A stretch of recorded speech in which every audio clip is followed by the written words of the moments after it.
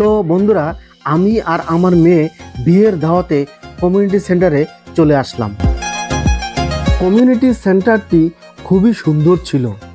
চারদিকে সবুজের সমারোহ আর পাখির সমুদ্র ডাক, অপূর্ব সৌন্দর্যে ভরপুর ছিল চারদিকের পরিবেশ।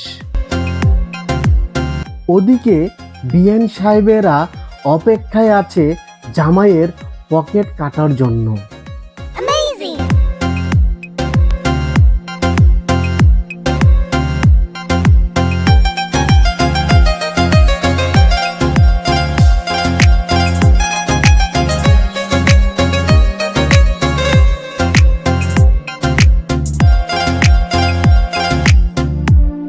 তো অবশেষে হিসাব নিকাশের শেষে জামাই প্রবেশ করলো।